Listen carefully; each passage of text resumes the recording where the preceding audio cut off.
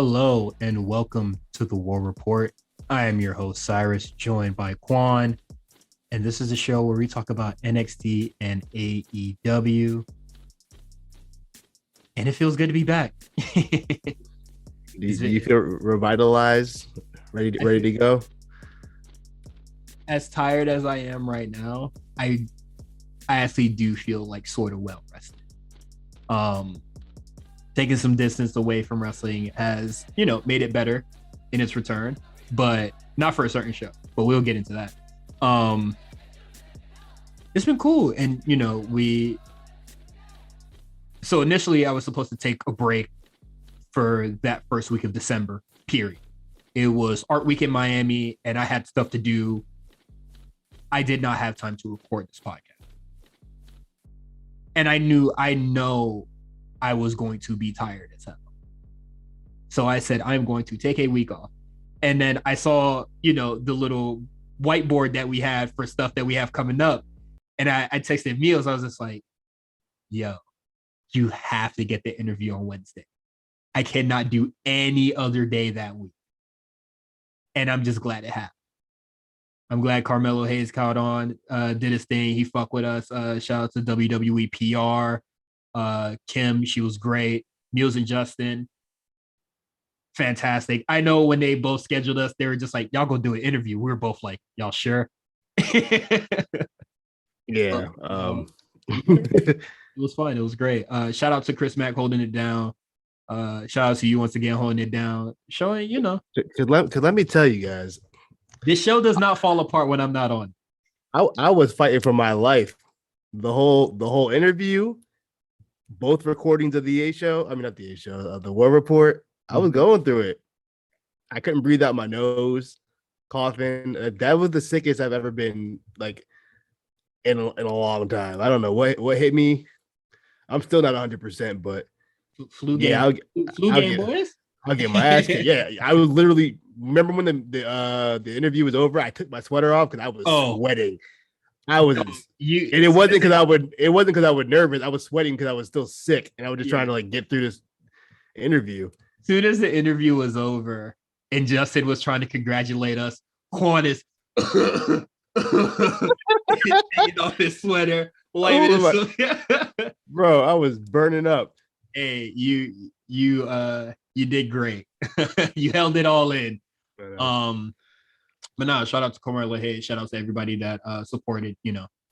Fantastic stuff. But how was your Thanksgiving, man? It's been so long. How my Thanksgiving, man? I feel like isn't it too late to talk about Thanksgiving? Yeah, it is. Right? It is way too late. Right, we're damn near halfway through December.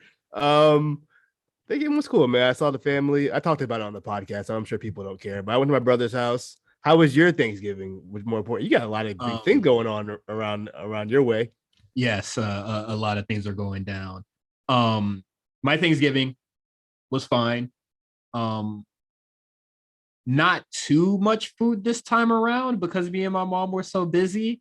I would say everything was great. Everything was delicious. The only thing that we forgot, and I was kind of just like devastated and sick when it was time to eat, we forgot macaroni and cheese. That's like literally the number 2 thing. How you forget that?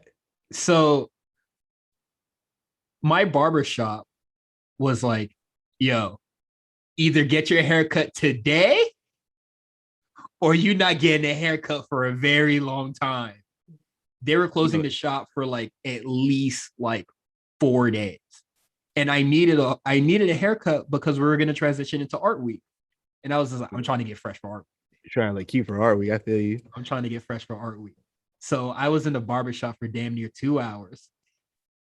And my mom said, all right, I'm going to go grocery shopping for, all the rest of the stuff we need. Just send me the money. So she forgot mac and cheese. And then she said, at this point, everything is already made. She said, I needed money for pie. And I said, okay, I got my haircut. I got fresh. I went back home. I gave her $20. I don't know how much pie cost. So I just handed her 20. She bought 4 pies. Pecan, pecan, sweet potato, apple, and there was something that I can't remember. I'm not So a out of pie those guy. four I just listed, I could only eat one because I'm allergic to everything else. And that was the apple pie. The only thing I could eat is apple pie. I was allergic to everything. That's the only good pie out of the four anyway. I'm not a I, pie guy, but I handed my mom the 20 and then she was like, this it? And I was just like, you you mean? what do you want from me? I texted you only had a 20s for the pie, and then you said okay. And then you get four pies and I could only eat one of them. She don't respect you. I was just like, you go press me like this, and No you respect. forgot the macaroni and cheese. And you forgot the macaroni and cheese, which is a cardinal sin. That's like the biggest sin you can commit on Niggas is Thanksgiving. disrespectful. Niggas is disrespectful. No respect in that household. But Thanksgiving overall was fine. Everything else was great and fantastic. I got a promotion at work. Again, that was cool. And art, it was so crazy because they wanted us to do like training and transitioning and all that stuff during art week, and that wasn't happening. So we're doing all of it now, and it's a lot of me just standing around being like, well, I don't have a work computer, so I don't know what I'm about to do all day. Chilling. So it's a lot of me just chilling.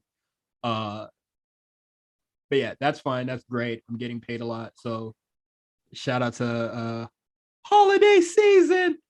We up. We eating right now. But yeah, that's about it. And then, the commercialization interview, that was great. And now we are here. We're back into the daily grind, back to normal life. And we're up. We're great. I slept a lot in the past 2 days. That was fantastic. Be nice. It's been good. It's been great. I think now that would be a good transition into in the trenches. So we lit. I hate that this was announced while I was gone for a little bit when WWE announced their name, license, and likeness program.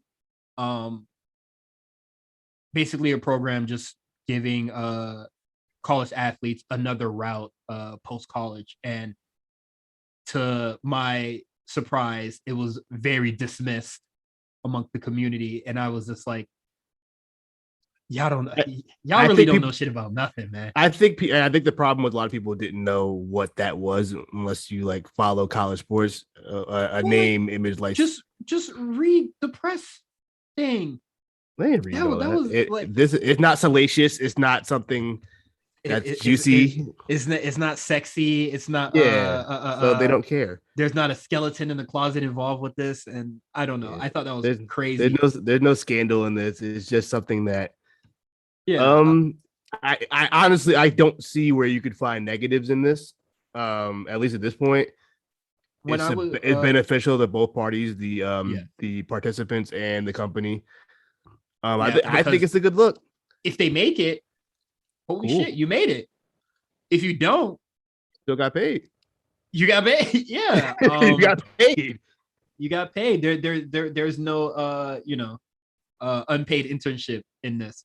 And when I was talking to Justin off mic about it, he was just like, nah, this is crazy in like the public eye, because think about it like this. Coming out of fresh out of college, if you don't your two choices was, well, three choices is that you're either on an Olympic team, NFL, NBA. Yeah. To add WWE to the list of those things. Yeah. It's fucking crazy. That's a big deal. That is insane. And yes, WWE might not be important or in our household as like the Olympics, NBA, or the NFL, but positioning your optics, positioning yourselves next to those big three things makes you look important. Yeah.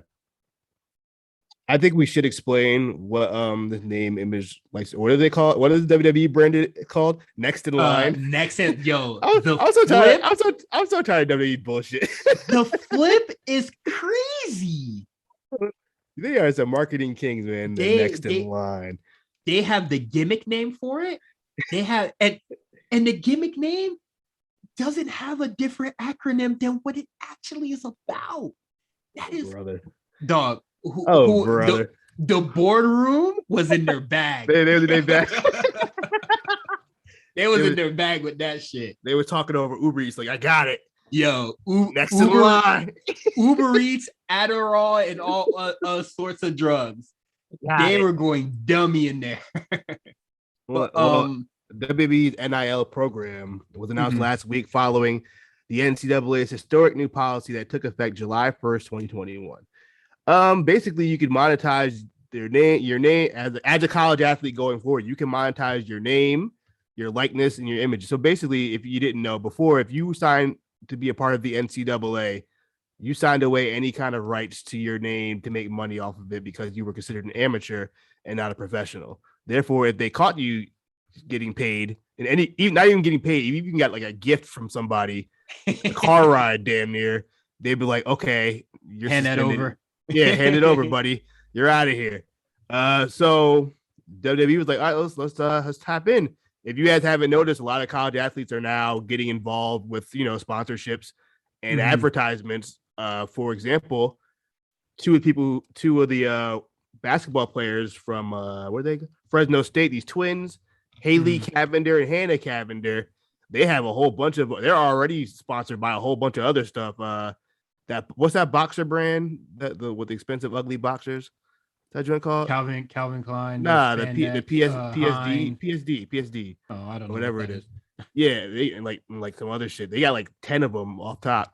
But yeah, there's a lot of different names, different sports. There's track and field, which we've seen success in with Bianca Belair.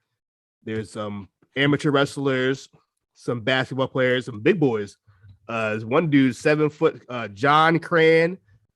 He goes to Portland State University. He's a football player. Boy is 7 foot tall, 400 pounds, and you probably nibble. Probably move like a motherfucker, and then the resident thick boy thought he was gonna stand out. Get that nigga out of here, man. Joe Spivak. I don't know how to say his name, but he like put out a whole promo video. Yeah, him coming out of Lake Michigan with no clothes on. That man. Give 2 weeks of promo class. He gonna be something. He got the energy. Just to reiterate, like, this doesn't mean these people have signed on. Some of them have signed, or at least on the way to signing. But this is more so a sponsorship. It does not necessarily mean that these people want to sign or are going to sign, but I'm sure some will. WWE put themselves in a wild, good position with this. Yeah, this is a win-win situation. Because the name, the name itself is crazy. With the flip, being another route of success for people post college, and then they got a pipeline WWE sponsored athlete, blah. Yeah. Crazy shit. The marketing team was in a bag. That's some. I said, I don't see how you can look at that in a negative light in any kind of perspective. But I don't see it. Twitter being Twitter, we saw a lot of crazy things. We saw indie wrestlers being like, if these college students really wanted to be wrestlers, they should have not went to college and should have grind like I did. I guess. I live in the real world. My mama told me college first. It's very. It's hater shit. It's hater shit. It's gatekeeping. It's a lot of back in my day kind of Republican energy that I don't like. You signed to a major label, y'all not indie. This is 2021, dog. You don't like this whole iteration of quote unquote paying your dues. You have to suffer and get $15 a show and then travel. Like this is boomer shit coming from people our age. Yeah. Why go to these college students? They asking them to go do a paper route. Fuck that. We on our route to the paper. Sign me up with this program. You know what it's like? It's like when I hear people like them, the financial experts or the business gurus giving seminars. Like, oh, go work for free, dude. They're like, nigga, you start an LLC. Yeah, or something like, what are you talking about, bro? Like, I'm not working for free. Yeah. Yeah, To, $4. to all the haters, ridiculous. And also, there's a lot of college students in the WWE currently that you really do love. There are a lot of collegiate athletes in the WWE that you really love. And you know what? I saw a lot of there was a lot of pictures of people just, showing Roman Reigns football background, Big E, Goldberg, Steiner's, Bianca's track and field stuff, Dolph Ziggler's Rocking Stone Cold. yeah. But Xavier Woods has a PhD. I hope Chad y'all gave remember one. that. Chad, I don't think he has it. I think he got close. I don't think he ever finished. No, he has a PhD. He has his He has the PhD. PhD. He has his Are you PhD. sure? Yeah. All right. That is a college educated individual. Because I believe when his TNA thing didn't work out, he was just like, or like, the light started to get dim for Impact. Literally, he was just like, I should probably go to school. Oh, he does have it. Okay. He I know he doesn't stopped like for a minute. not even like collegiate, just smart in general. And this doesn't mean WWE is not going to sign indie guys no more. It just means you have to really fucking stand out, because over these past 3 years, they have signed a lot of indie dudes, and a lot of them didn't stand out, and so we're here. Hey man, if you still got your hoop dreams to be in the WWE, good luck. We wish you the best. And to these college athletes that just want to give this a shot and try it out, I hope you make it. I hope you fall in love with it, and I hope you become one of the next big things. Moving on, HBK gives us an update on Triple H. It's nice to see that Triple H is back in recovery. The quote right now for me, I told him, I don't care how good you are, you stay away. Great health. Concentrate on you. And yeah, 2.0 is in a very good space right now. I don't think Hunter should really be rushing to come back. Just focus on your health and your health. The wealth is going crazy right now, because I think 2.0 is doing great. And if everything works out, shit, you're gonna be balling, bro. If everything works out. So. Oh, also, I didn't put it in there, but HBK also pointed out that the input that you guys think Vince and Bruce Pritchard have on that show is not as much as you think it is. They kind of gave him a blueprint and said, y'all got it from here. So this is still Triple H and Shawn Michaels and Regal's show. It's not the Vince show. Yeah. I don't know where y'all got that idea where this like Vince is gonna be booking this show. Yeah. But it's not, because when Hunter got sick, that's where we're just like, oh no, they're taking over. And that's been debunked. That it's not the thing, but nobody wants to believe it, because it doesn't fit their narrative, so nobody wants to believe it. And then shit, we even got confirmation of like what took place on that day when Vince visited, which is like you said earlier today, we need a 30 for 30 on that. I need a whole documentary on what Vince saw and said, no, we have to switch this whole thing. This is not working. Please show me. Please show me what happened that day. Please tell me cameras were on that day. Vince walked in there and said, what the hell y'all got going on in here? Cut this shit off. Vince walked in and he said, this is what y'all got? Hey, man, get in line. We're about to have some short matches real quick. Let's see. And he was just like, come here. And they went into an office. They talked. And then 2.0 was born. They said, I don't think it's really crazy for people to just believe that Vince was just like, yo, you got a solid base here, but let's switch it up. And this is what I think you should do. Let's see, and just work with that. And then people automatically assuming that Triple H would be opposed to that. Yeah. And then well shit, does he have a choice? Vince is boss. So it don't matter. And then you don't like it, tough shit. But also it was just like, okay, Vince went down there. He said, "Oh, this whole shit is ass." and then took all responsibility. What man at his age wants to put more work on himself? That man is 98 years old. You think he wants to pick up another show right now? You don't even want to be at Raw. Yeah, my man he could barely book Raw right. You want him to book NXT? Like what kind of shit is that? But I love 2.0. I like the direction it's going. I think it's working out really well. And then in other 2.0 news, it made me very sad that the week that I come back, the big dog, the one that rose from the ashes, on commentary, Beth Phoenix will be departing from the NXT announce team. She's gone.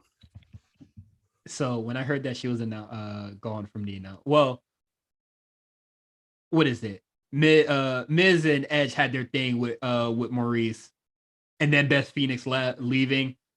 People were just like, is she like leaving WWE? And I was just like, no, did y'all read her note?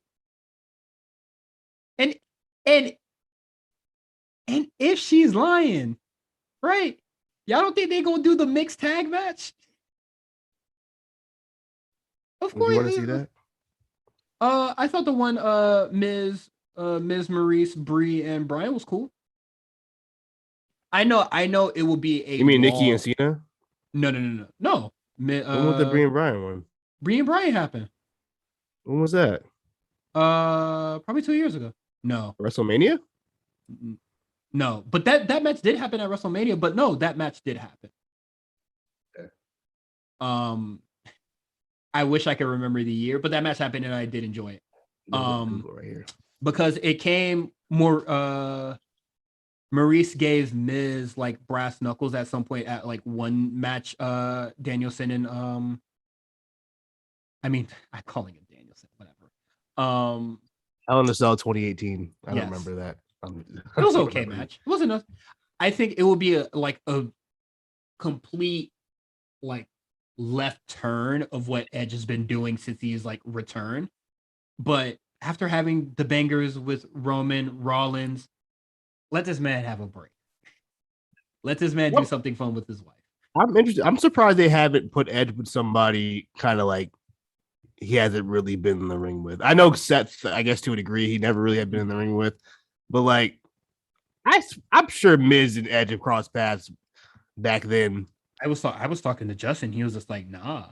They never wrestled each other on SmackDown. They're both on the same show. No, I think Edge might have been on Raw by then. I don't remember. I was just like, obviously I thought this was like the counter to Punk and MJF, which I was just like, y'all do not have to compete with that. y'all please be the bigger man, because that shit will derail itself. And then it did. Yeah, I thought it was okay. I definitely think Edge will like kind of like mix it up with like some other people in the future. But like let him do his thing. And I definitely think that Beth Phoenix, the mixed tag with Beth Phoenix, Edge, and Miz and Maurice is something that I can see happening at like Mania or SummerSlam. You think extending this all the way to Mania? Shit. You see how long they stretched out him and Roman and him and Seth? It wasn't a really long time. Yeah. So it is what it is. But I do miss Beth Phoenix. I thought her and Vic Joseph were just beating the brakes off Wade Barrett on commentary, and it was absolutely hilarious. I think she grew so much on commentary. I think all three of them were gelling really well. Soon as Mauro Ranallo left, flourished. Yeah, you saw that. Yeah, she couldn't get a word in when Mauro was on commentary.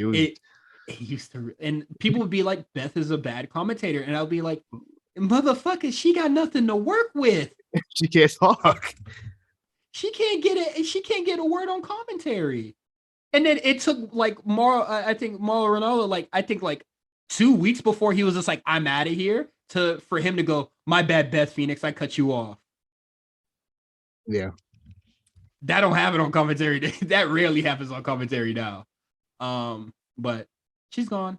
I'm gonna be sad. I did miss her on this episode of it. Yeah, it felt weird just being Wade and Vic. I feel like they need another. Because Wade was saying some wild shit, and I was just like, you need to like be roasted right now. Yeah, because like Beth would have been roasting him, but at that Yo, point, when you were talking about they would have been cooking him.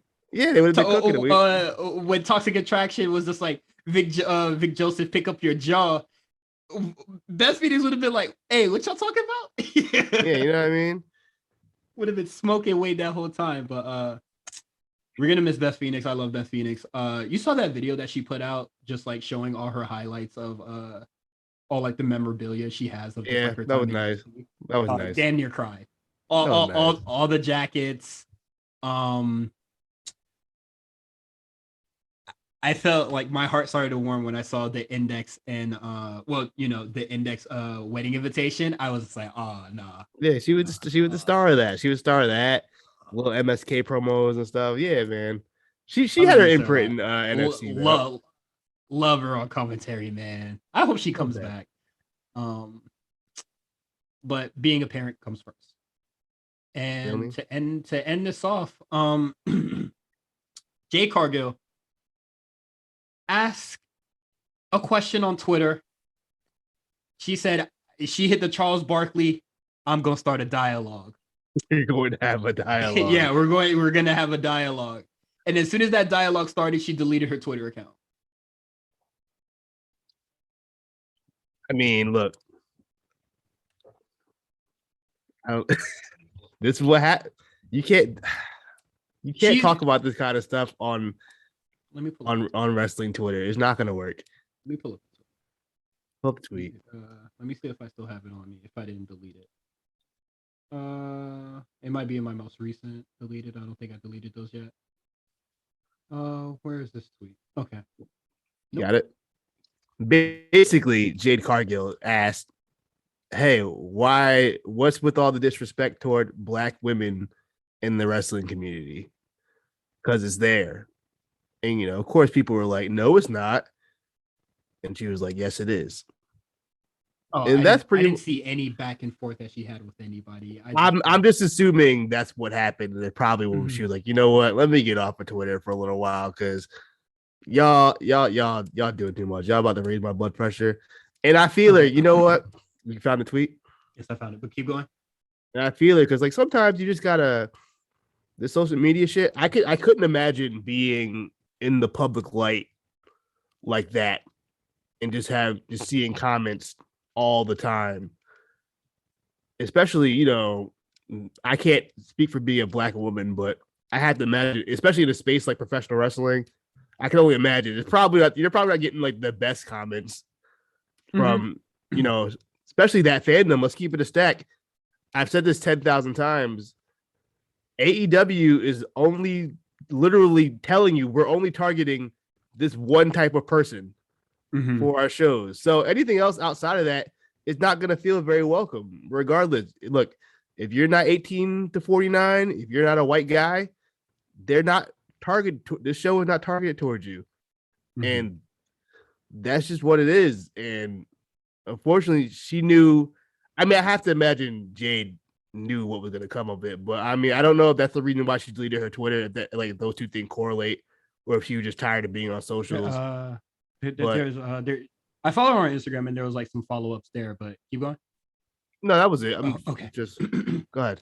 The tweet was, why do some, not all, in parentheses, some of you fans have against Black women wrestlers. I hear it so much and it sickens me. It's 2021. I'm talking about it because everyone is scared. I'm not. Shaking the table. She wanted to shake the room, and the room shook back. And I didn't see any of the comments that were there or what people truly had to say about it, because I saw that tweet and I thought it was very ill-advised. I mean, unless she could take the heat and she's ready to fight back. Shit, the way she didn't take it very well. Like, I am completely like, I get it. It is hard being, Black in the space, and especially in that space, the AEW space. But you invited that negativity in.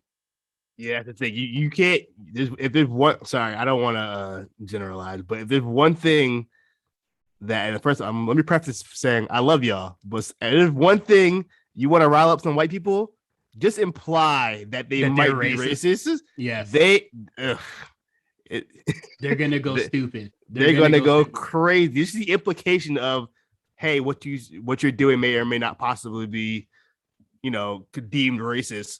Mm-hmm. All hell's gonna break loose, and that's just kind of when you imply that black wrestlers are being disrespected on the internet.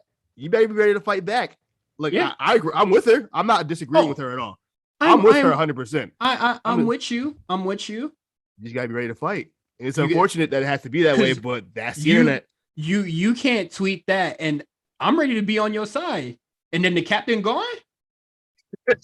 Leave us hanging. What's up with you? I'm ready to fight for you. We gonna start a dialogue. Shit, I'm here with you. I got my mic set up. You left. Not even like 10 hours later. Yeah, like I agree with Jade Cargill, but like, she didn't really have to, even ask that. I think it's self-explanatory. It's the space that AEW has created. There's obviously this is not all, we're not going to generalize or anything like that, but there's literally I literally saw tweets that were just like, yo, WWE is becoming a lot more black. So it would be in, this was like around Kyle O'Reilly and Johnny Gargano and Kevin Owens. It was just like, I think it would be best if you left before the black people push you out or people of color push you out. You said that? Yeah, I literally saw a tweet like that. And I was just like, I will not make that up. Because I don't have to make shit up to hate on the AEW fan. That's a wild thing to say. I don't think white people are literally going to be like wiped off the fucking of WWE. You know what I mean? They literally like signed or working with a whole bunch of white people now in the next in line program. But like that's what they were saying. There was AEW the white man paradise. Low-key. That's what it is. And Low-key? Then Jade Cargill, she deletes the Twitter account and she posted it on IG. She just says bye Twitter. And I was just like, okay. And then she was just like, I spent way too much time on social media. And she said 15 minutes turned into 30 minutes. I'm done, basically. And I agree. I'm sure she read a lot of, she's green or, she's not like Bianca Belair because, she responded to that a lot. That criticism a lot. You can't have two black women sharing a space in wrestling. Nope, yeah. They got to be compared. And I wish she took that route rather than being like, well, I ain't got a PC like Bianca Belair did. What? Like, what? I don't think that's the defense that she should have taken on that one. And then basically she was just like, I spent way too much time on social media. It was a choice between Instagram and Twitter. I make money on Instagram, so therefore it was the easy choice. And I rock with that. And then literally later on today, she was featured on the Savage Fenty thing. So I'm gonna say shout out to Jade Cargill for being a Savage Fenty model. That's fire. Yeah, that's hard. And they won't put her on TV. I don't like have her wrestle on TV that often. I don't get it. Well, AEW's the white man paradise, bro. But yeah, let's get into it. The white man's paradise. Called it that.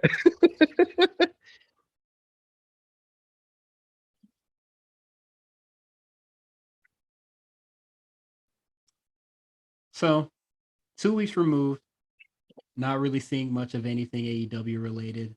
Took some distance away from the show. Would you consider this the go home show for Winter is Coming? Yeah, it built a lot built to it. I feel like both shows this week felt like a build up to next week. Okay. This episode sucks.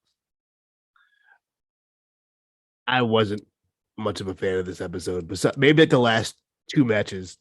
But yeah, everything else. I will agree with that. I did like Jamie Hayter versus Riho a lot, and I like Danielson versus John Silver a lot.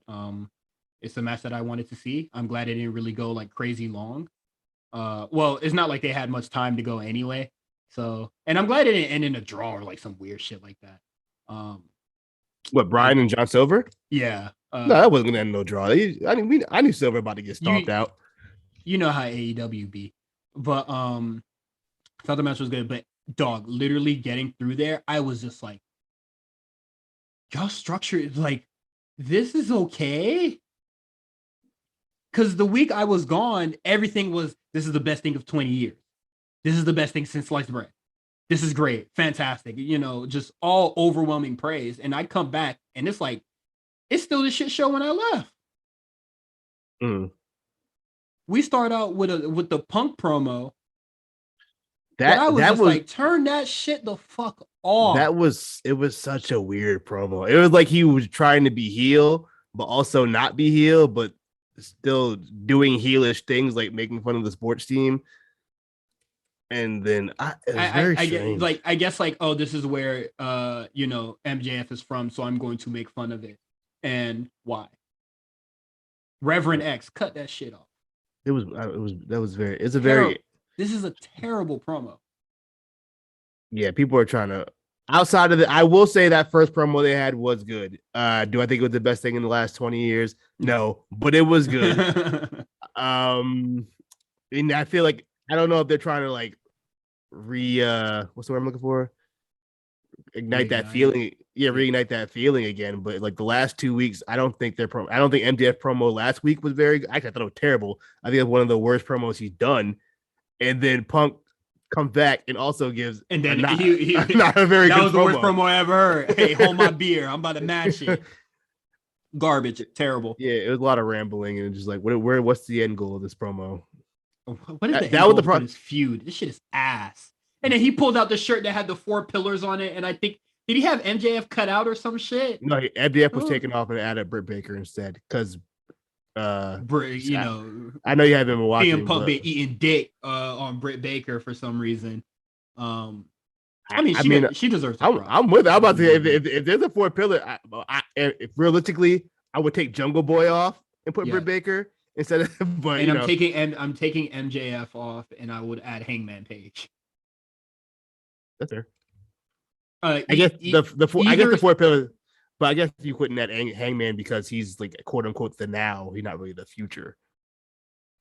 If that's what their play on it is, that's fair. That's fair. That's a fair reason. Yeah, but yeah, I'm putting Britt. I would put Britt there over Jungle Boy. I hate that this feud has been like just 2 of the best talkers. Now is just like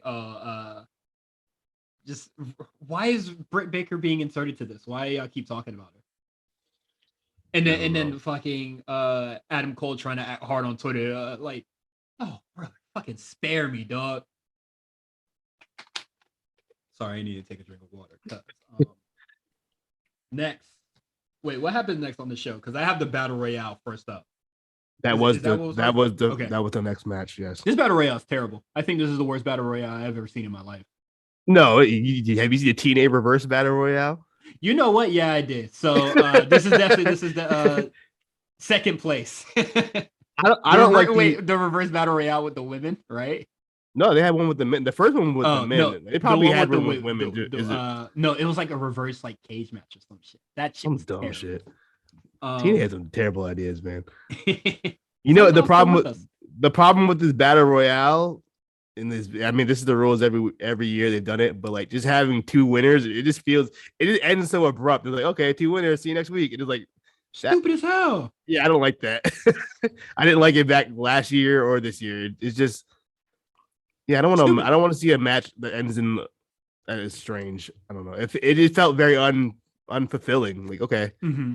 I guess the story of it all was that Dante Martin, fake joined Team Taz and then threw Ricky Starks out at the end. Whatever. Double crossed him. Ricky Starks gets hoed, and this is the first time I've seen him in the ring. It's so damn long. Wasting my man's time. You gotta watch Dark, bro. That nigga need to go home and rest. I know that neck ain't healed up 100%. I think he's good by now. You sure? It was just a fracture. I'll give you that.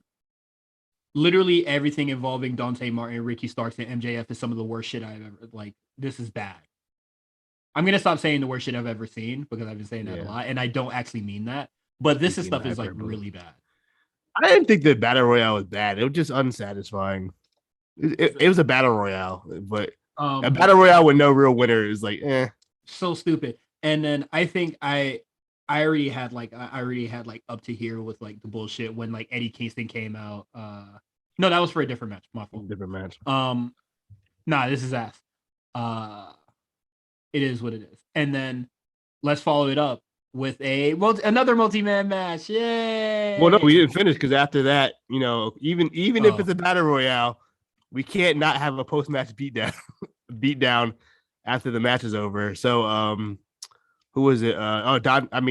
Ricky Starks comes out, attacks Dante. MJF walks away. He acts like he's gonna go save Dante, but no, he also joins in. They both jump Dante Martin. Fucking yawn. And Oh then my god. and then CM Punk comes out and breaks Looks it up. like So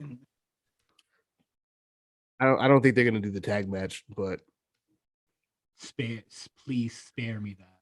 if I'm gonna guess, I'm gonna imagine Dante is probably gonna win off of like some CM Punk distraction next week. That'd be my guess. They've been doing a lot of work here with Dante Martin, and they're gonna let fucking MJF and CM Punk screw this up. Nah, Let my man have his own isolated space. No, I think they'll be all right. He'll be all right. Now we can get to the eight man. Yeah, it's so far in this show. It's like a lot of every segment I've seen so far. I'm just like, man, I don't care about anybody in this match. In this 8-man, let me tell you, I ain't care about anybody in this match. I saw this was announced on Twitter, and I was just like, oh boy. So we get Jurassic Express with the Varsity Blondes versus the Acclaim and 2.0. I don't care about anybody in this match. Not a single soul. I can't. I don't. I wasn't. Not a Varsity Blondes haven't been on TV in months. I don't know if one of them was hurt. Varsity Blondes haven't been seen in months. And then the last time we saw Brian Pillman Jr., he was getting hoed out by MJF. So yeah, we had who was so you said Varsity Blondes, and we said who was their partner? I mean, Luchasaurus and Jungle Boy, it's fine. They go on for the tag belts. I don't really care for Jungle Boy. Luchasaurus is cool to me, but yeah, I don't really care for Jungle Boy that much.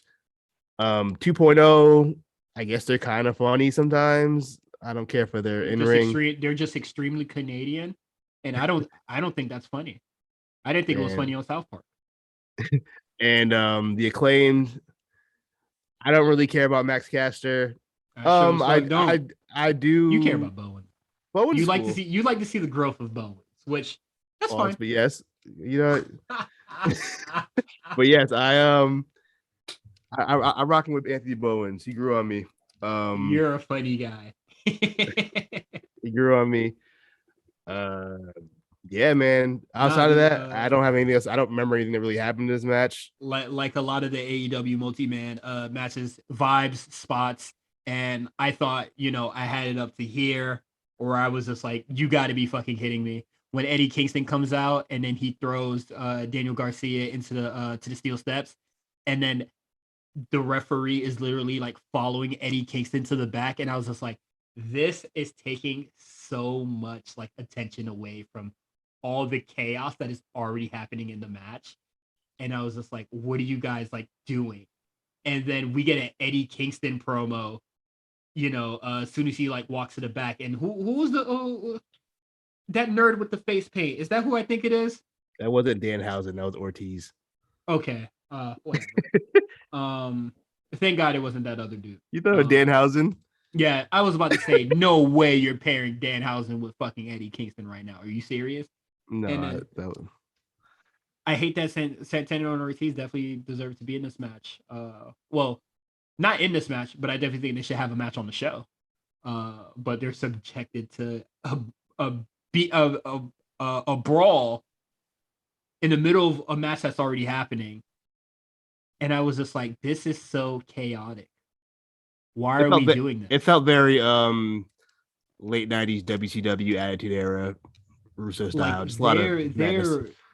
Like, how NXT has been like cutting down on entrances, or there'll be a promo, and then somebody will come out, interrupt, and then they will have like a match. Like it all just like comes fluid and together. Mm. That's not happening here. And it seems like, you know, they're running on the time on show and they're like trying to stuff it in, but it's just like, you guys have Rampage. Fucking lax. You do not have to stuff all these things on the show. Especially with the lineup for Rampage. Thank God I stopped watching after the third week. Want to see Hook? I sure as fuck don't. The Hook debut? I sure as hell don't. Who is the bigger meme turn wrestler, Tony D'Angelo or Hook? Hook. Yeah, it might be Hook. Because Hook hasn't done shit at all. Y'all meme Tony D'Angelo in the War Games. he had no business being in that match. The match needed some guy to bring in the weapons. Even though Trick was right there. Yes, even though Trick Williams was right there. It is what it is. Yeah, man, terrible. And then how do you follow up this multi-man match? You have another one. Well, this was just a regular tag match, but it's a tag team we didn't want to see. I don't want to see the Young Bucks. I don't want to see the Young Bucks, and I sure as fuck don't want to see the Best Friends, and I sure as fuck don't want to see Rocky Romero in 2021.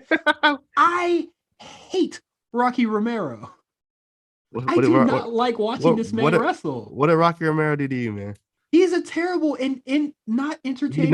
Don't do that. Don't do that. Rocky Romero is a fine wrestler. He is not. Yes, he is. He's fine. He is one of the most boring small guys I've ever seen wrestle. He's fine. If I could think about really short dudes that wrestle currently that I don't even like, short, it would be him and Marty Scurll. I thought Marty was pretty good. He's a creeper. He wasn't that good in the ring either. I do not like Rocky Romero. I'm pretty indifferent on Rocky Romero. I'll be honest with you. I mean, this match happened and, you know, the Bucks won. Bucks won, right? Yes, the Bucks did win. Of course they did. And they had all the fucking just like every button, all the fireworks, turn them on right now. Not in any with any cohesion, just do everything right the fuck now. They had Adam Cole do his they did the kiss spot, had him interfere. Orange Cassidy comes out, do his thing. Wheeler Yuta is out here, and then we had Trent, we had Suzanne. The van pulls up. And then you know what? Have, Trent. I was more excited to see Sue than Trent.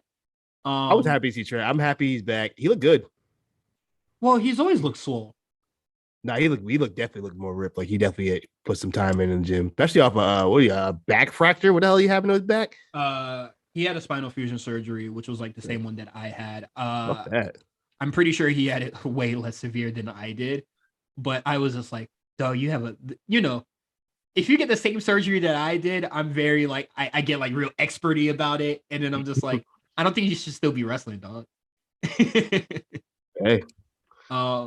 Shabbat is coming back, so if anything is possible with modern medicine. Anything is ill-advised when WWE medical staff is not involved. I don't care about the Best Friends, and I don't care about Trent really coming back. I'm happy he's back. If that means let's Wheeler Yuta on my TV, I'm fine with that. Fun you say that, because we're getting Adam Cole versus Wheeler Yuta on Rampage on Friday. Are we? Yes, we are. Oh, you excited about that? Let's Wheeler Yuta, right? Yeah. You really think they're gonna kick Wheeler Yuta to the curb? Not to the curb. I thought want him on dark. He can be on dark elevation all he wants. That's fine. You thought like shit. He gonna be on Rampage, baby, against potentially one of the biggest stars in wrestling, Adam Cole. Can we talk about stuff that I actually liked? Yes. Now we get into the portion of the show that we actually did enjoy. Oh wait, no. Oh well, we have it in the quick hits, but let's move on. Riho versus Jamie Hayter. Banger. Really good. I wish Jamie Hayter won, man. I don't don't really understand. care for I Riho. know you haven't been watching the show in 2 weeks, but it would make no sense for Jamie Hayter to win that match.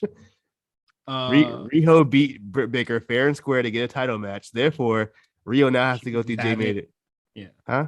she So Riho should just get the match anyway. But yeah, she gonna have the match. it's so strange that they're building Riho like this and not Thunder Rosa. Thunder Rosa is still in the tournament, isn't she? Or she out? Uh, shit, they made it seem like it was the finals, and they made it seem like Riho already won. Rio wasn't in the tournament. Here's what it is. Anyway, match was really good. If there's anything to watch in the show, it's that. These last two matches are like, if AEW started with like one like the last two matches, I think I'd be a lot more happier. Or at least put one of these matches in between all these multi-man matches. I think the show would have had at least like the pacing of the show was very strange. I think that's what hurt it. But no, this match was really good. Jamie Hayter just literally just beating the shit out of Riho. And then the turning point in the match where I was just like, oh, this shit hard, when Riho does a double stomp and then she's just like really like just stands on her stomach for like 3 seconds. I was just like, yeah, she laid that shit in thick, boy. This match is turning around after this.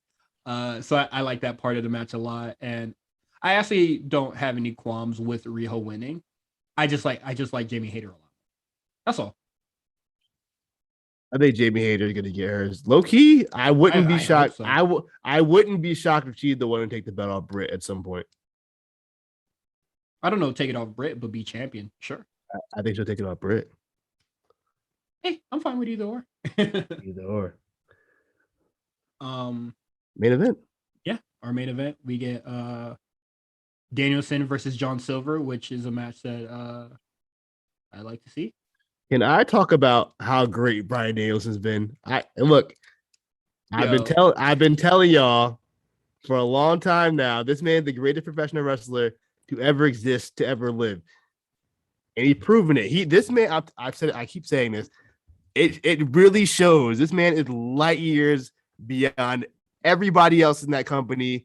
No one's even close to him on the mic, in the ring, interviews, whatever. It don't matter. This dude is like, we're almost at Jordan 98 levels of this like just being that guy. I think it's very embarrassing for the AEW roster. This is 98 Jordan wrestling in fucking Shanghai right now. I'm not gonna do that. This is absolutely ridiculous how like he's really like, he's doing what I wish Christian did. And although I know Christian isn't like to the level of Bryan Danielson, but I do think that like these guys are actually learning a lot from being in the ring and with Bryan Danielson. His matches have structure and quality that no other matches like really having on these shows. And I like John Silver. So I thought this was a really cool person to like, do this with. I did not watch the Allen's Angels match, so it's whatever. But I did think I didn't watch the Coca Cabana match either because I think that was the Thanksgiving week. He whooped Coca Cabana's ass. Good. Literally kicked his tooth out. Good. And then what was the match? What was the match that he had? The Evil Uno match where he was just beating the shit out of Evil Uno. Yeah, loved it. That's exactly what it needed to be. Are you excited for Winter's the match? Winter is coming.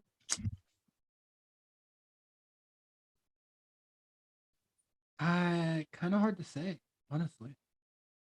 I'm I wasn't very high on this episode of AEW and all the post-match stuff after this match, and every match on the show has had a post-match beatdown. Or like the women's one have one? Yes, Britt Baker put Riho. You're right. I think every match did have a post-match beatdown. Fucking ridiculous. So, if things didn't happen in rapid succession on the show, you can appreciate moments, but it is what it is. So I can't really say I'm too excited for this match, especially I know the champions don't normally wrestle often, but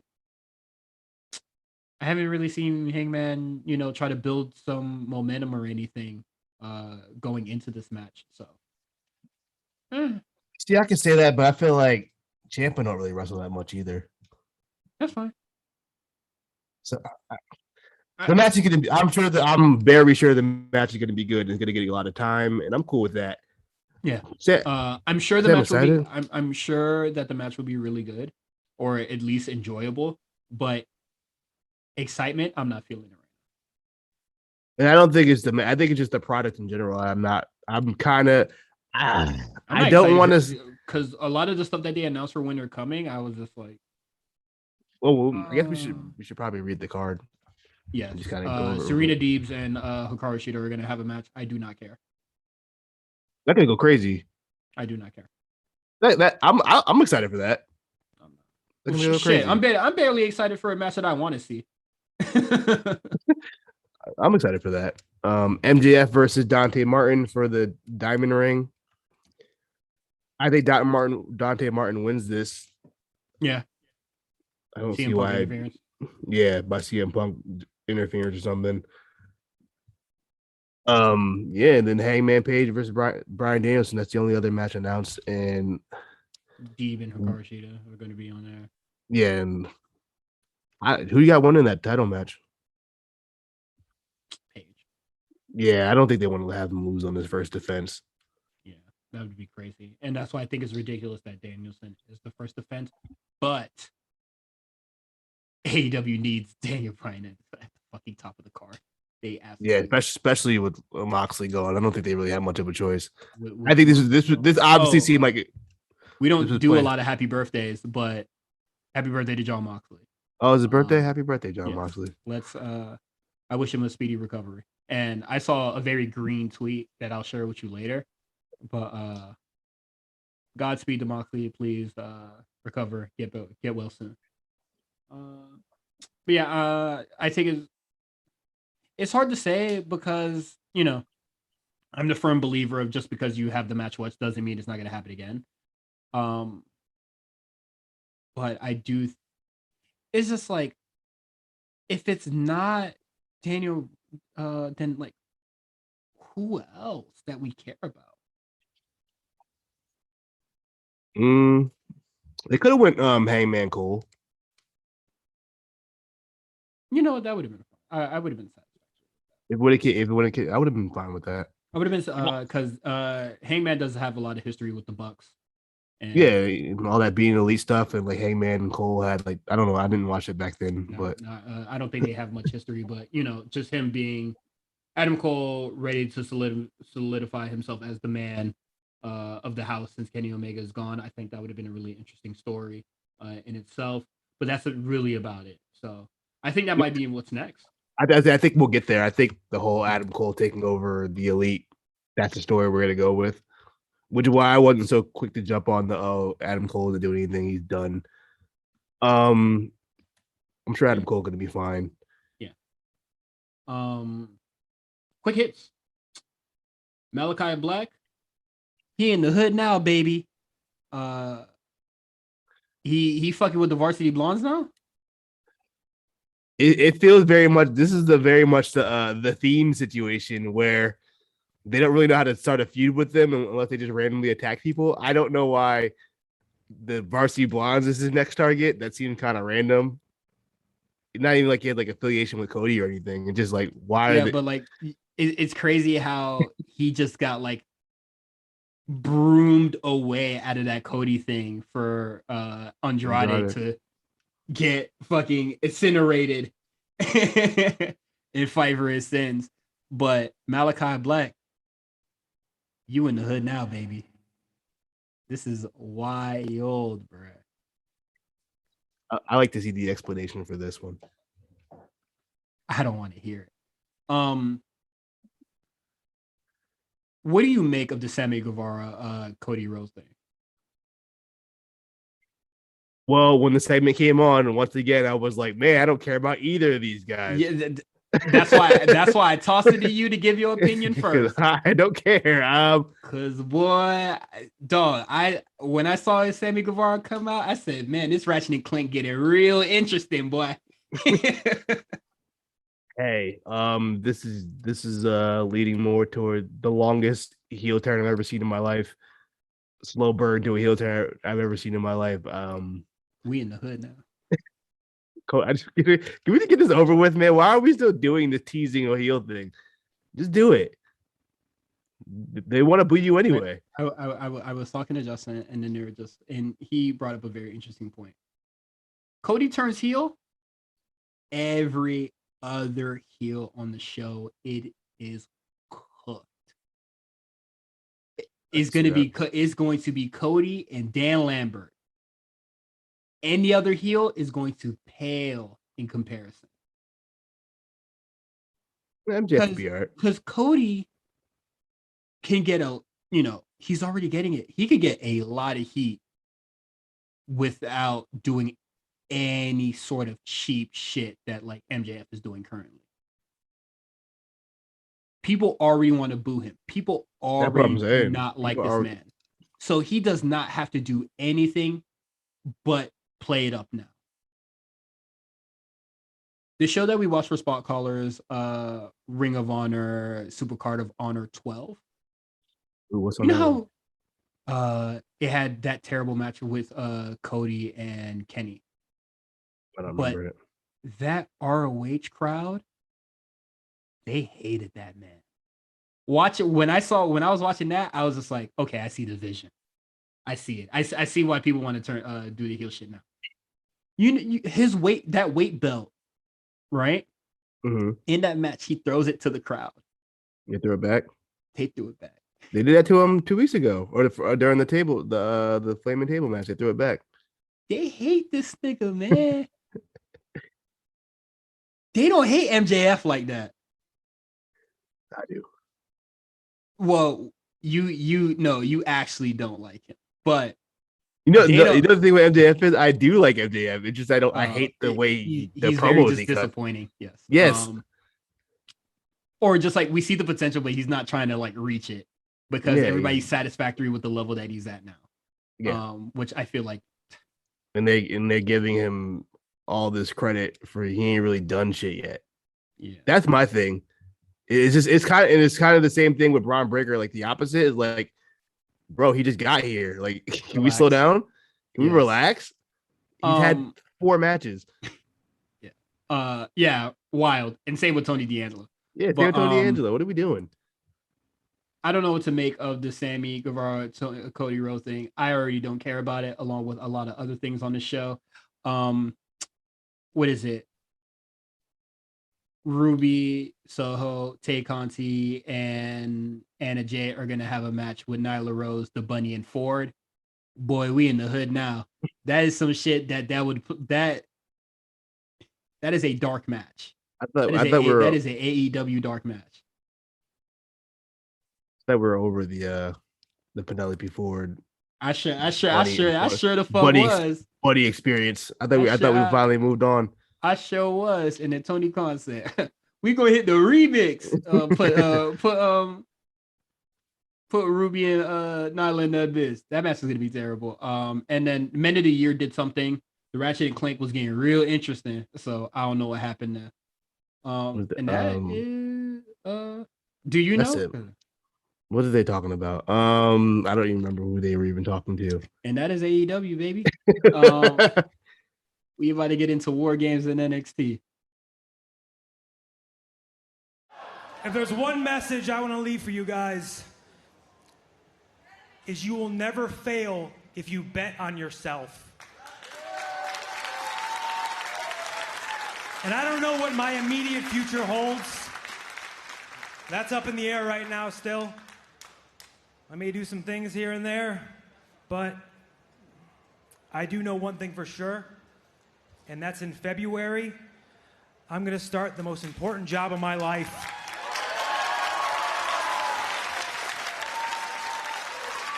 Because I'm going to be a dad.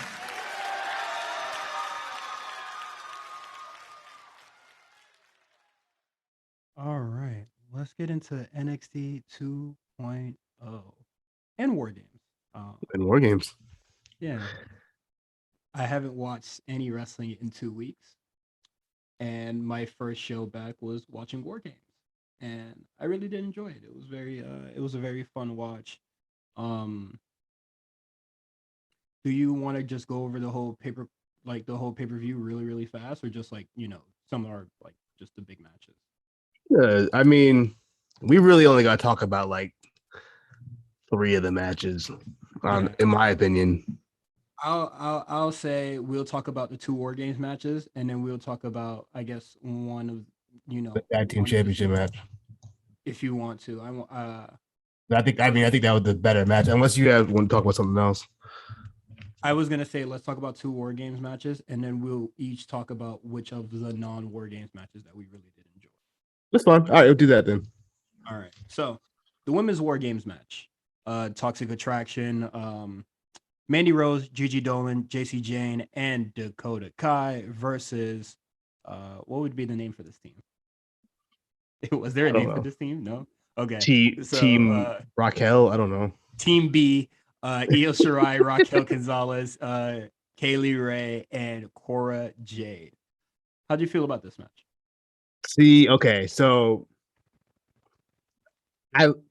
if I were to rate the 2 matches, the 2 War Game matches to compare, I will say the men's match was the better match. However, I think the women's match told a better story in the sense of, the Cora, everything after the Cora Jade spot was telling the story about how Cora Jade overcame and persevered to get the win for her team. Everything before the Cora Jade spot wasn't very good. Vibes. Well, it wasn't very good. A lot of missed spots, a lot of people not knowing they're supposed to be. I'll say this, not that it's an excuse or anything like that, but that's kind of just how War Games kind of goes because you can't really get the win until everybody's in. So it's really just vibes for, just until like 4 people are officially in, whereas like 2 people, like where it's equal. And that's where it kind of like ramps up. But I do agree it was kind of shaky around that time. But it wasn't even, it was just like they were missing spots, man. At one point where like I think like someone was supposed to catch a trash can and they dropped it, and then like they just stood there, and then someone picked up the trash can just to get kicked in the face with the trash can. It was ridiculous. Yeah, I feel like they bounced back. Like just start swinging, dog. If you drop the spot that bad, just start swinging at each other, man. I'm not even gonna do that comparison, but I do agree that I think that the women's War Game match had a better story, and that's what gives it the edge over the men's match for me. Cora Jade doing the spot, like, yes, the wrestling between that time and a lot of the stuff that was like kind of centered around Cora Jade was happening. Yes, it might not have been the best, but I did think it was still fun overall. And I think the story for Cora Jade, her getting the pin, Io Shirai just being like, nah, you gonna stay in it. And then popping her shoulder, Kaylee Ray being like, nah, big dog, you gotta get in this. And then like swing her a kendo stick and stuff like that. Like, everybody is taking care of Cora Jade, like how everybody is taking care of each other in NXT 2.0. Like, I love that NXT 2.0 is like this mentorship program now. Everybody is helping each other grow in some shape or form. And I thought it was cool for Cora Jade to really be surrounded by all these vets, in NXT, within NXT. And they're making sure, like, the young is okay. And then, Io Shirai could have easily got the pin. But, she put, she just held Mandy Rose back and let Cora Jade get the thing. Mandy Rose could have pinned JC Jane after she got the whatever fucking her finisher is called. But they let Cora Jade get it. So I thought that was really cool. For the men's, yeah, the wrestling was like good from throughout the whole thing, but I feel like a lot of the spots weren't as good as the women. Like the big moments weren't as good as with the women. Also, I don't know if you noticed, but have you noticed the tables in the men's War Games matches just exploding? The women's one too. The one Cora went through exploded too. I don't know where they got their tables from. because when Grayson Waller did the elbow drop, it like there was like literal smoke. Like I know that shit was not in my head. Like the No, table exploded. They exploded. It did. I don't know what the fuck was up with that. They put a little demolition works. I would I didn't really notice with the Cora Jade one because she kind of crashed into it and like there was pieces of the wood. But when Grayson Waller did the thing, there's like pieces of metal that like shot out. It was fucking insane. But I did like the women's War Games match more than the men's. I don't know. What really bothered me about the men's, I thought the finish was very lackluster. I agree right there because it was like big spot, spear through the table, and then a power slam to end the match, and that was it. I was like, oh, okay. Yeah, like I know Raquel doing her whatever her finisher is, and then Cora Jade just being like, okay, I'm gonna get it. But that's the story around it. That made sense within the story. They built it up for her to, let her get that. But it was just like power slam. And then like soon as the bell rung for the men's, I literally like I just like muttered to myself. I was like, word? That's it? Yeah. That was it. I don't know. They didn't stick the landing on that one. They were going dummy. So like I was like, I was really high on this match. Like shit just kept happening. I thought it was really cool. And then the finish came and I was just like, oh. I guess when you go too hard, I don't know what I would want the finish to be instead, but like we've seen a lot of crazy shit. Yeah, we've seen Ciampa do a whole air raid crash from off the top of the cage. Ricochet did a double moonsault. So I mean, they had a lot to live up to, and I don't think they were going to be able to do it. I don't think Grayson Waller's elbow drop was that great. I don't think Tony D'Angelo's whatever the fuck he did with the crowbar was, I didn't even think it was cool. I thought it was very stupid. I mean, it was fine. I rather he just like did a lung blower instead. Not from the top, just like with the crowbar, just like a lung blower. I thought that would have been sufficient enough. But I didn't think that was particularly cool. Melo just being the Iron Man, I thought that was really cool in itself.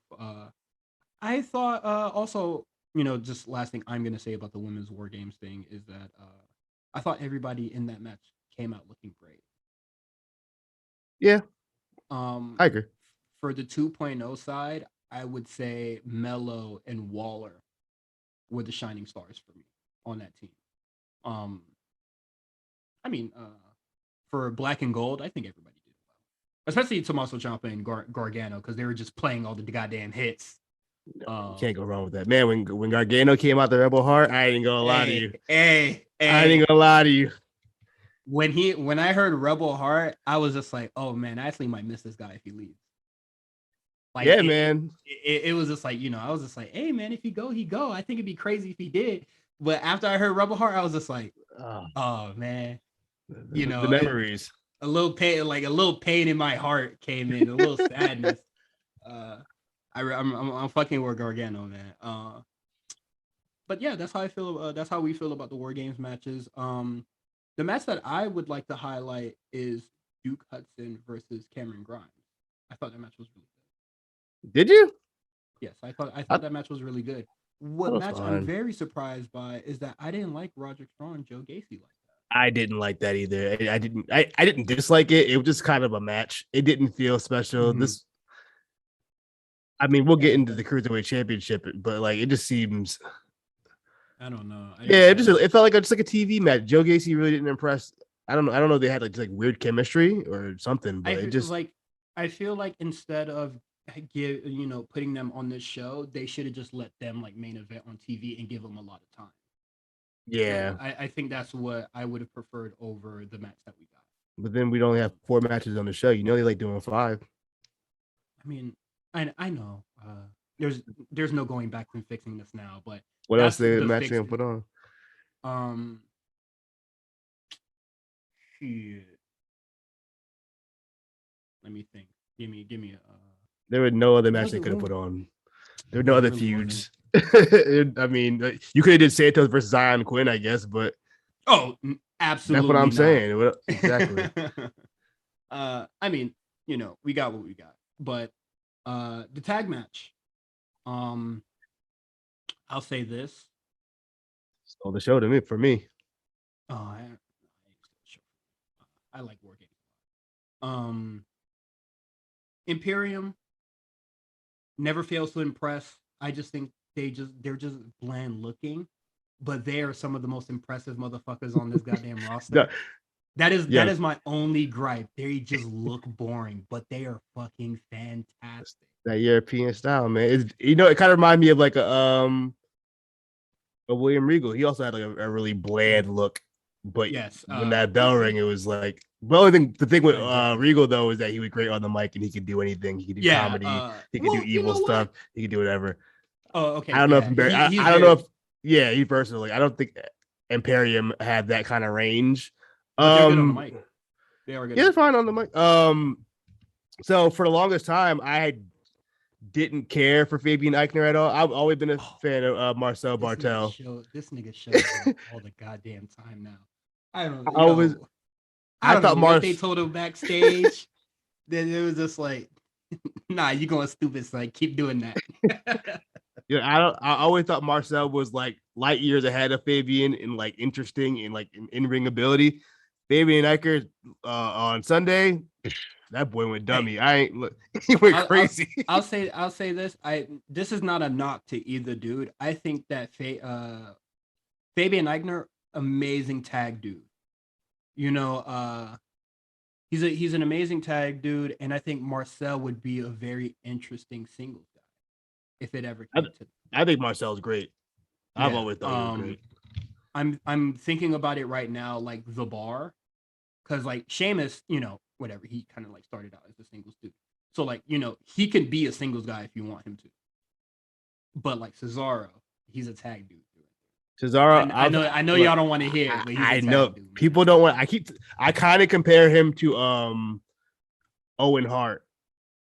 I think both of them are extremely good in the ring, and they have that level of just like in ring. But there's something just a little small thing missing that don't take them to that next level. But I mean, obviously they're well respected in their craft, and everybody loves them. But like there's nothing wrong with being a tag guy. Yeah, I think Cesaro is the greatest tag team wrestler of all time, in my opinion. He's really good. I won't even hate. And speaking of just being a tag guy, Kyle O'Reilly and Von Wagner, I'll say this: Von Wagner, he doesn't look lost in the ring anymore.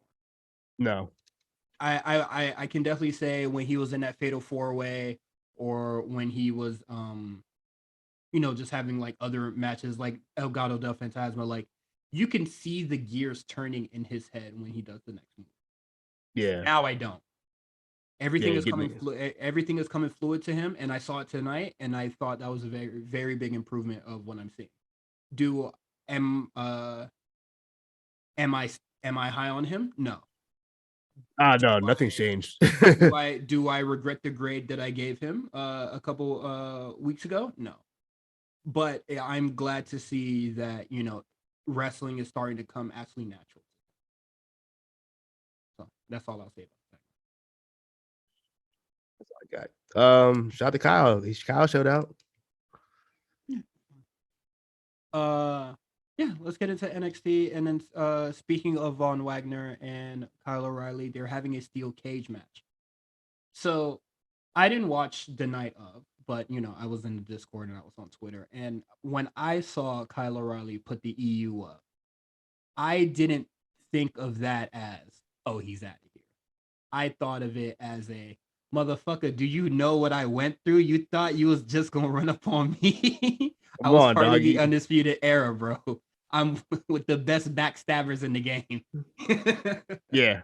I agree with you. I didn't think that was like I'm leaving pose. I would more like, nigga, I'm Kyle O'Reilly. Like you can't get a full of fast one on me. I've done this before. Yeah, I like that they didn't go with the straight up like, oh, he beats him up. Von Wagner beats up Kyle, and then we get there. I like that Kyle's a savvy vet, and he's like, I'm not an idiot. Yeah, you know what I mean. It didn't make him look dumb. a lot of people have, baby faces look dumb because, they have to be a little bit naive or, overly optimistic. But, you know, just having that ring awareness or, just seeing it coming, I thought that was really great. But the cage match itself, nah.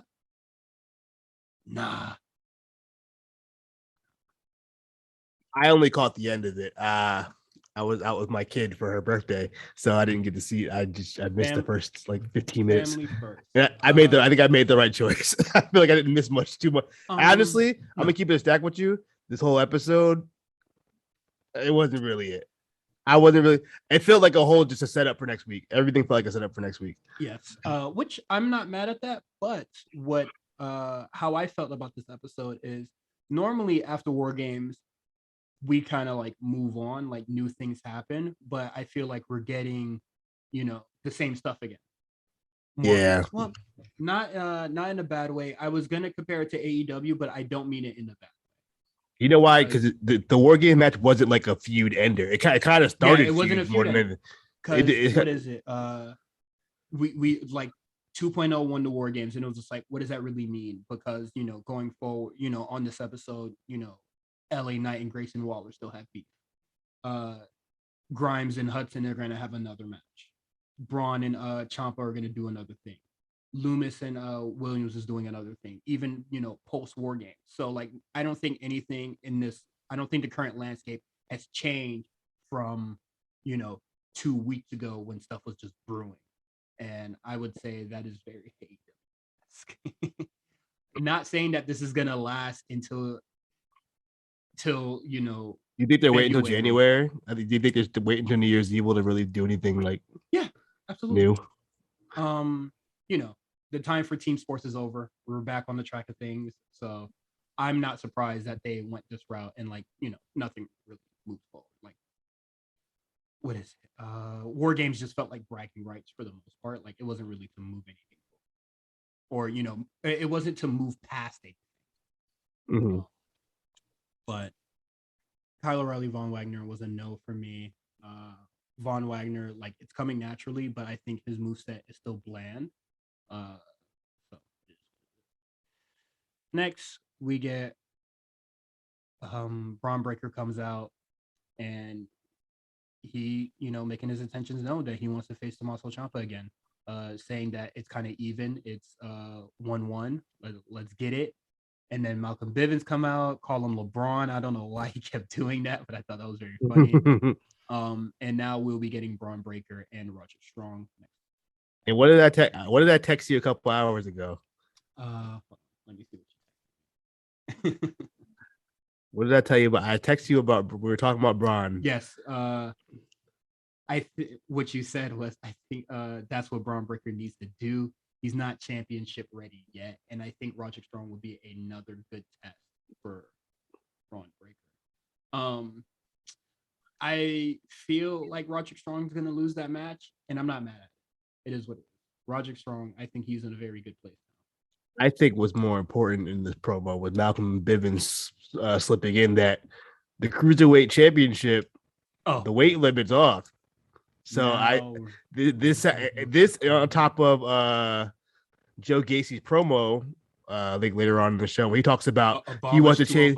Yeah, he wants to abolish 205 Live. I think the cruiserweight division sounds like it's dead. I think it's over. I don't know. It's been dead. Yeah, it's been dead for a while. I think ever since Kushida lost it, it kind of just never. I think when Kushida wasn't around. Yeah. When he caught COVID. Not that I don't mean that as it's his fault for catching COVID, but I do think that like that definitely hindered the Cruiserweight Championship. But I'm not mad at it. Yeah. So it looks like this is the end of the Cruiserweight division. That's fine. I guess we're gonna have 2 mid-card titles now in NXT, which is interesting. That's fine with me. Well, I mean, according to our friend of the show, Carmelo, he does believe that the North American Championship is a mid-card title. He believes it's the A Championship. I mean, and hey, also Ciampa need to step it up. It's our A Championship. You feel me? Yeah.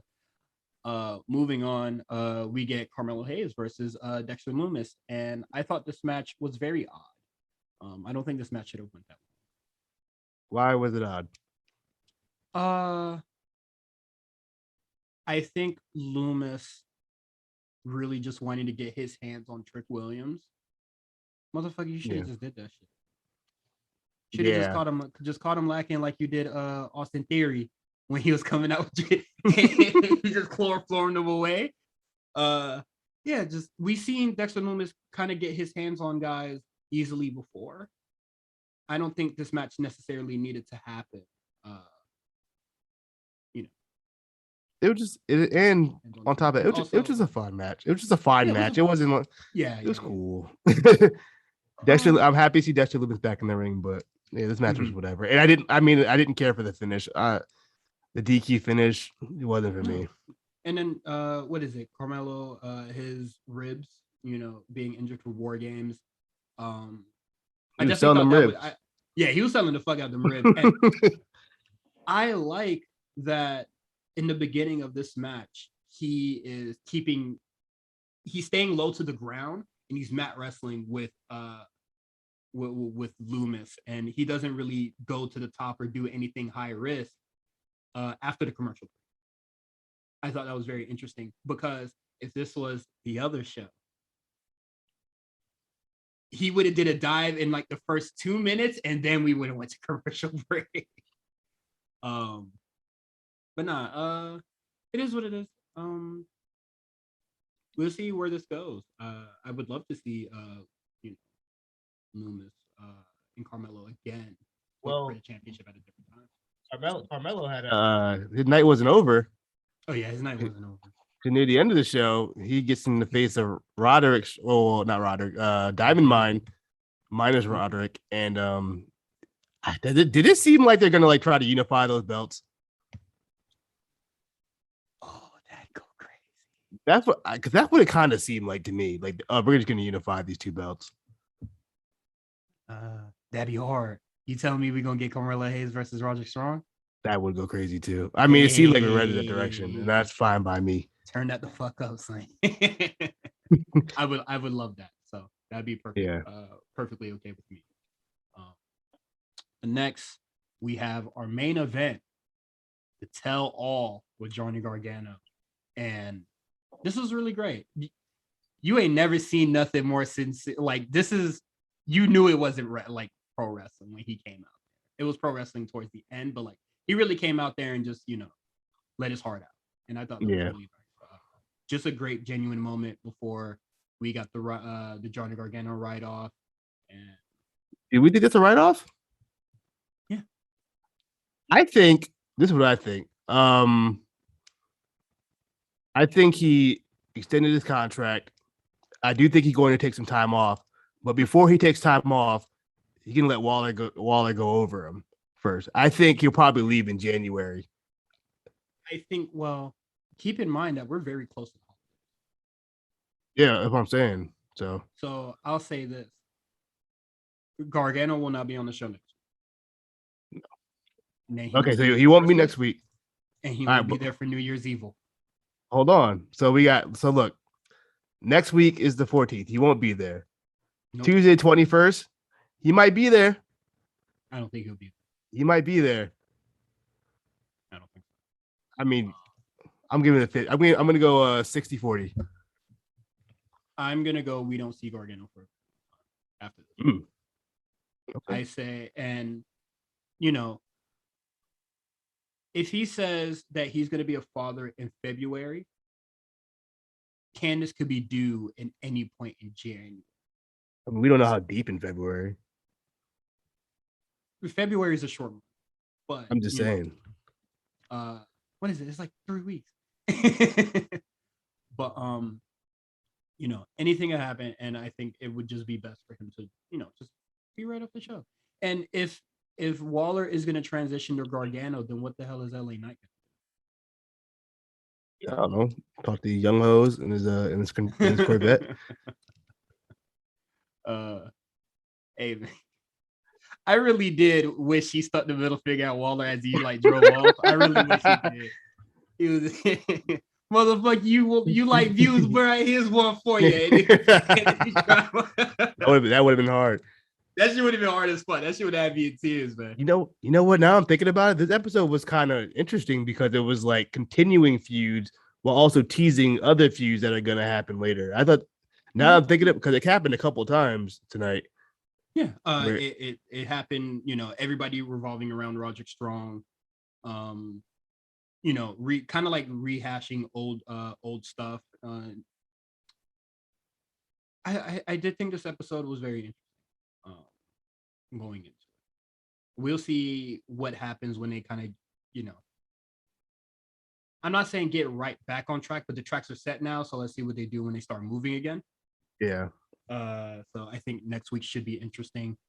Yeah, but just a little bit more about the Gargano tell all. It was cool, man, and I like that. I like that he was just like, yeah, I was in NXT for a really long time because I really did like it. It was really cool. It's fun. It's cool as shit. And not to say that me and Gargano are doing the same thing, but I got promoted to manager at my job. Hey, and people are just like, man, you've been like, standing with the artwork for us for a really long time. And I was just like, I really did enjoy it here. Like I really did like just standing around listening to podcasts all day. But now I have to snitch on people. I see y'all motherfuckers on your phone. But quick hits. We get the Country Nerds versus Diamond Mine. And this finish. Oh, match was Whatever, so dumb. bro. Whatever, man. Whenever, GYV steals the tag rope. When has WWE ever cared about the tag rope? Ever? Nigga, is what is it? Is FTR on the return? Like, what the fuck was this? What I thought was funny when they were on commentary, it's like that was funny. And then the ref is just like, hey, there ain't no rope. Like, come on, bro. He's close enough where the rope would be. Yeah. Stop it. That match was so dumb. And then I don't even know why Imperium was like perched up top watching them because they didn't even bother doing anything after the match. They were just there for vibes. They're just chilling. NXT is all about the vibes. Then, this episode is a vibes episode, bro. And then, after that, there's a promo with Briggs and Jensen arguing with who are they arguing with? Oh, with GYV. And then Jacket Time comes in. There's all kinds of shenanigans. We see Karen Q in the background sleeping again. Wait, she was back there? I didn't see her. Yeah, she popped up and yawned. I don't know if you watched last week. No. But last week during one of the promos, she's like, you could just see like someone like napping in the background on a couch in like her pajamas, and then they didn't really say anything about it. And then this week, is she done with her eternal slumber? Like, I don't know. She's living a sleepy gimmick, and I'm here for it. I can relate. I can relate. Tired as hell, boy. You want to relate to the 18 to 49 demo? Being a tired millennial. Yeah, being tired. Nah, that's cool. I didn't notice though. And then the TikTok tag team came through and was just like, who want to roll with us? And then they picked the worst dressed niggas in the room. Yeah, you try to go to EDC with Briggs and Jensen and the fucking flannels and meat pads. Come on, now. Ew, that's a nasty fit too. That's a nasty fit. Moving on, we meet our shaman.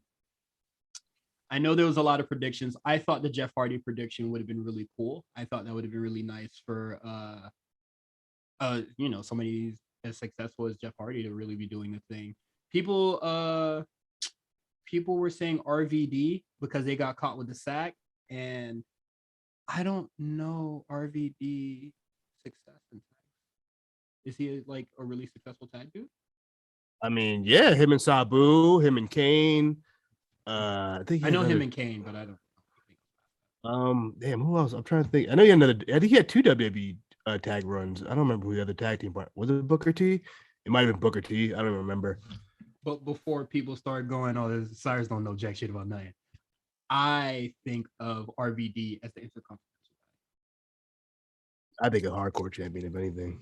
I think RVD. Yeah, I never thought of him as a tag. I should Google it. But Google it. our shaman is Matt Riddle, and I thought it was a solid pick. Right in front of our faces. How did we not see that coming? He is a successful tag guy. He's done it in both brands he's been on. So yeah, so I thought that was really cool. And he said something very interesting. He was just like, "Nah, I ain't leaving y'all." And I was like, huh, "Wait, word?" Yeah, I wonder what that meant. What do you mean, bro? I'm always gonna be by your side. I think that's hard if he like. I think till like New Year's Evil, he's just like with them. Yeah. Okay. I think I heard today. I listened to the A show. They're gonna be doing like a tag tournament for the Raw belts, right? I did not watch Raw last night, so I don't know anything. Okay. I only watched the main event.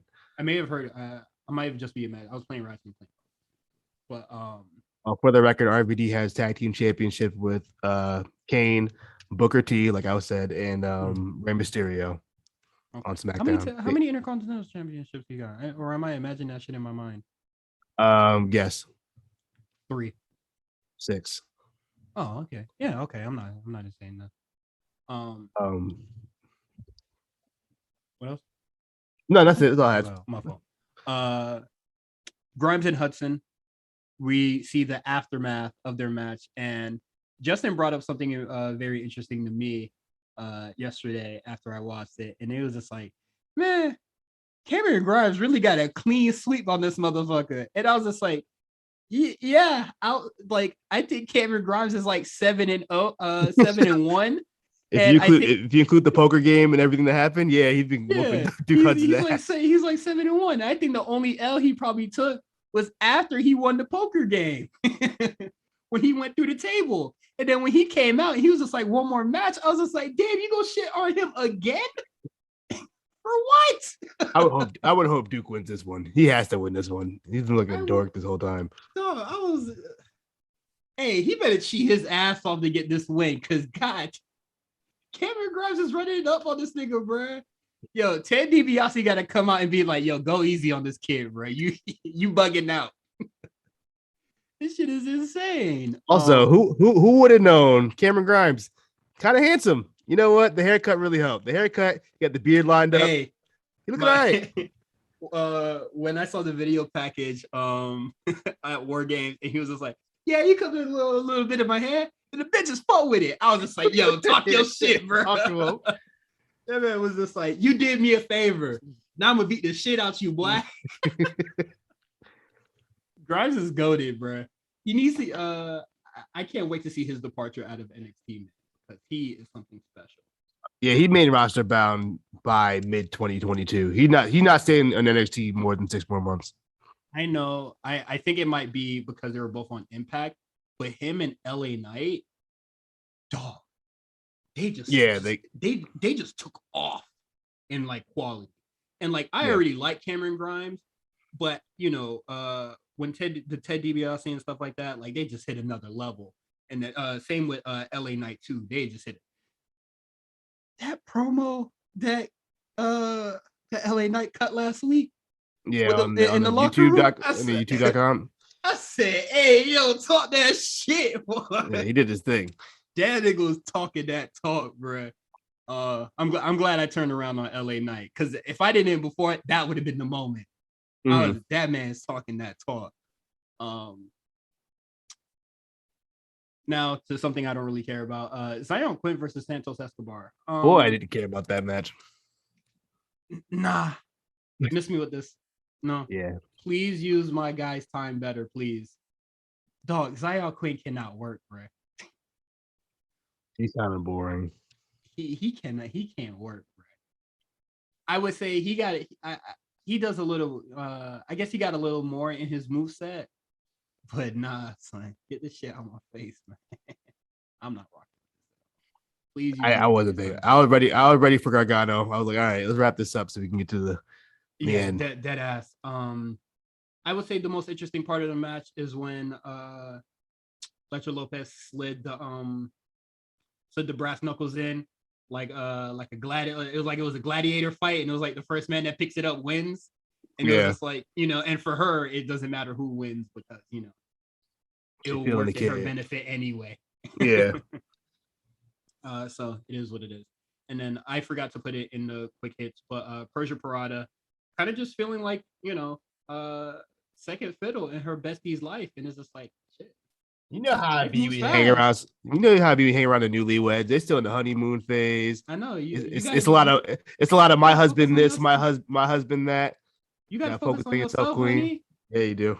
You better she gotta I know this is terrible, but she need to go hit up Rob Stone. Take that offer. Start working on you. And I think she's been great, kind of just branching out on her own. I can't wait till India Hartwell like kind of gets back into the swing of things because it's been a minute for her. Yeah. And that's it for NXT. Good shit. You can follow Quan on Twitter at The Comeback Spot. You can follow me, Cyrus, at Cyrus on TWR. You can follow the A Show Network on the A Show RNC on Twitter. And you can subscribe to us on Patreon at patreon.com/the A Show RNC, where we're going to get our double feature spot callers for the month because I was too busy to do it last month. You can listen to episodes of the War Report, the A Show early, same as the Rewriters Room. You can listen watch our interview with Carmelo Hayes from last week. Yeah, you can watch it, see our faces and everything, and our excitement and joy with our interview, our Carmelo Hayes. What else we got going on? Holiday related stuff. There's going to be more live watches and stuff like that. That is Patreon exclusive content. Shout out to all our new patrons. I heard Petty Tree subscribed, so shout out Petty, to them. what's up? Yeah, shout out to her. Shout out to all our patrons. Shout out to Daryl who joined the Discord this week. Well, earlier today, actually. Today. Yeah, man. This is a good way to end off the year. I haven't really gave my thoughts how I felt about the Carmelo Hayes interview, and I will say, I talked to a friend yesterday, and not to sound cliche, is, man, we worked hard to get here. It's been a long road. You feel me? You feel me? So it's nice when your hard work pays off.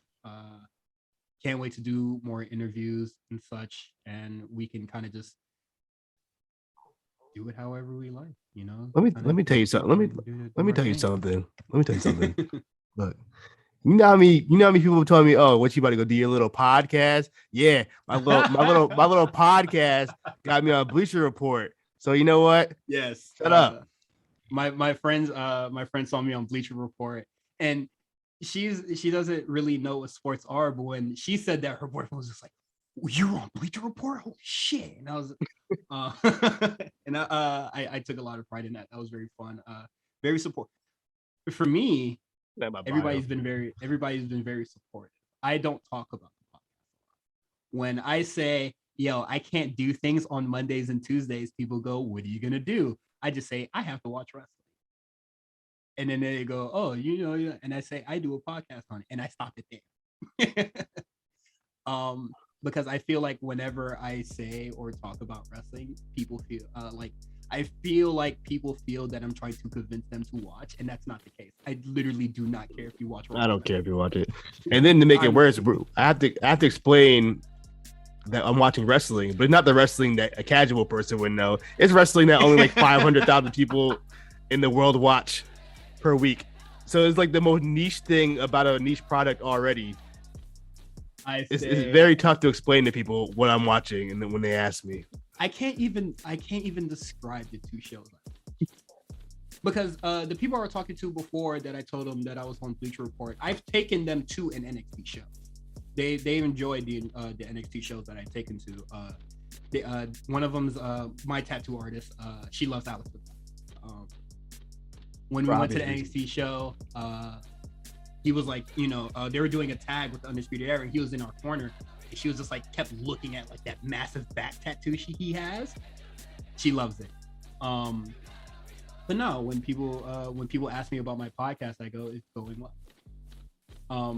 I think I have one coworker that like comes up to me and goes, "How's that podcast?" Shout out Doesn't to even Logan. care about. If he ever- Doesn't even care Yeah. about wrestling. Doesn't even care. He just says it makes you happy, and I fuck with that. So shout out to Logan. Not to Logan.